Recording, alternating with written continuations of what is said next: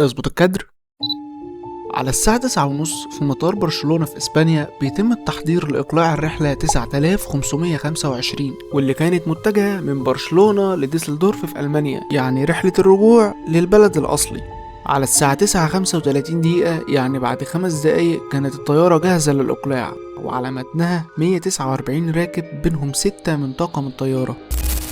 الطيارة أقلعت، وبعد الإقلاع ب30 دقيقة وهي في مرحلة الكروز، الارتفاع الثابت وهو 38 ألف قدم اللي محدده برج المراقبة للطيارة. الكل فاكك الأحزمة وواخد راحته. ساعتها الأكشن ابتدى.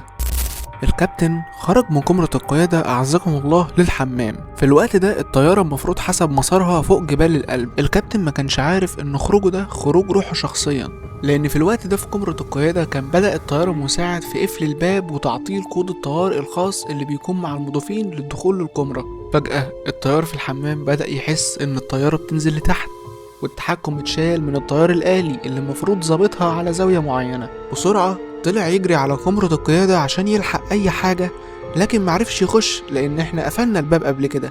هنا البرج اتدخل لما لاحظ نزول مفاجئ عن الارتفاع المحدد للطيارة، وبدأ ينادي الطيارة ولكن مفيش رد.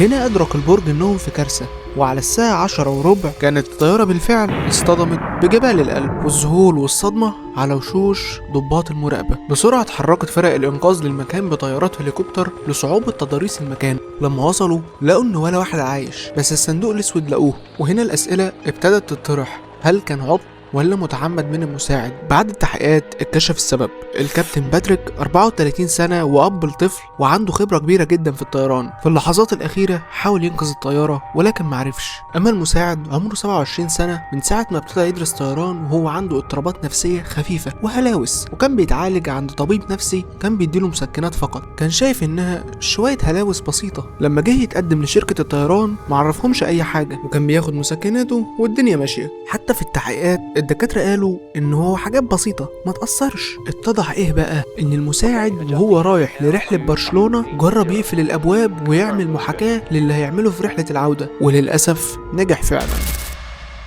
بعد الحادث ده اتغيرت قوانين الطيران في العالم كله، ان لازم يكون فيه 2 في قمرة القيادة. لو واحد طلع، احتمالية ان يكون فيه 2 عندهم نفس الافكار وعندهم نفس الاضطرابات النفسية مستحيلة. لكن الكلام ده اتلغى تدريجيا لان مكلف على الشركة. كمان شركة الطيران حست ان ده عار عليها، فغيرت الاسم لاسم حالي. لو عارفه اكتبه في الكومنتات. ولو وصلت لهنا ما تنساش تعرفني في الكومنتات وتحط لايك جميل. تشترك بقى عشان تشوف القصص الجديدة.